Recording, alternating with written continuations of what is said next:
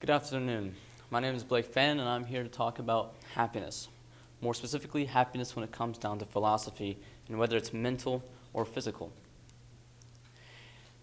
In 2010, the National Institute for Mental Health discovered that 2.1 million people in the United States alone suffer from one form of depression or another.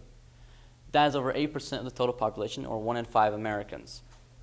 And with this staggering number of the amount of people that have depression, there are many different ways in which we can find ways to cure it, either that is professional help or otherwise.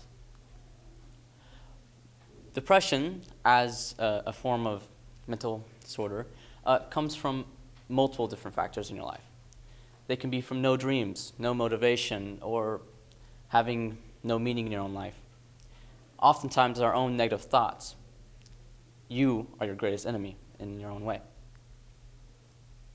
So, this begs the question of where can we find happiness, and is it mentally or physically through the lenses of philosophy? Seneca, a well-known Stoic philosopher, once said that we suffer more often in imagination than we do in our reality.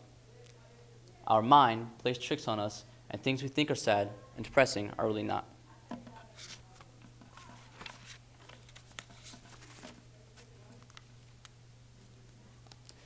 You can't chase happiness, it's all around you.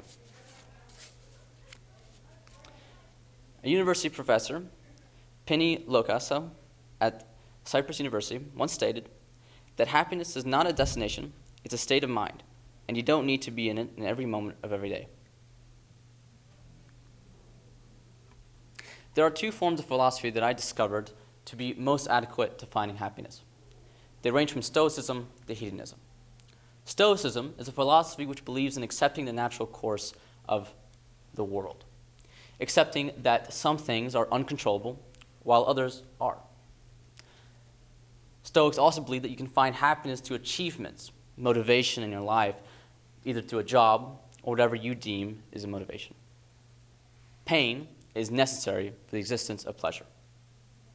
Hedonism believes in finding pleasure in all things that is absent of pain. That can be sex, drugs, alcohol, or anything else that finds happiness over pain in a physical means. Then there's Epicureanism, which falls in a more moderate position. They believe in balance and finding mental happiness and physical happiness in your life. Finding happiness through Stoicism can oftentimes be a difficult task. People might not always know what they can or cannot control, and that lack of control can be depressing. Marcus Aurelius, a well-known Stoic philosopher and one in the Stimulus piece, once stated that there is no evil for things which subsist and change, and there can be no good for which things subsist without it. There can be no pain if there's no good, and vice versa. The challenges that face a hedonistic lifestyle are often that we find empty voids in our life, that the physical things that occur are not often the things that give us the most meaning. If you have no reason to live, there is no reason to live at all. And hedonism is only a means to an end, not the end itself. But there are also limitations to Stoicism. These limitations can include the world is a dynamic place. Many different things are occurring, and we can't always prepare for circumstances to arise in our life. We can't always think that happiness will be around the corner.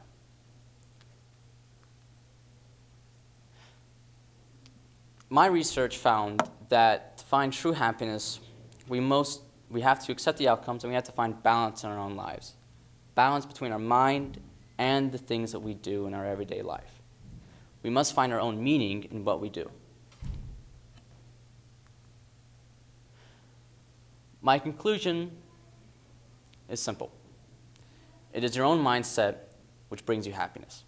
Nothing else can do any good for you if you don't have a positive mindset.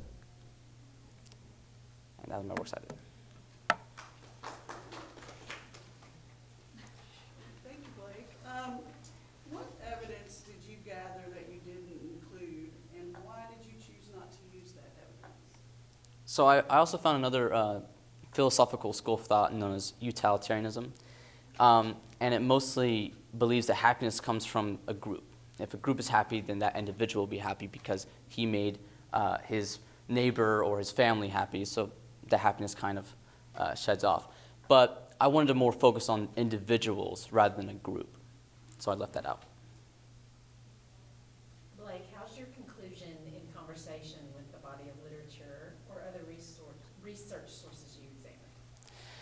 I discovered that certain literature, like with the religion of Taoism, yin and yang, it had a relatively similar approach because it found balance in good and evil, and I conclude the same thing with balance with our mental happiness and our physical happiness and how those two things are necessary to have a fulfilling life.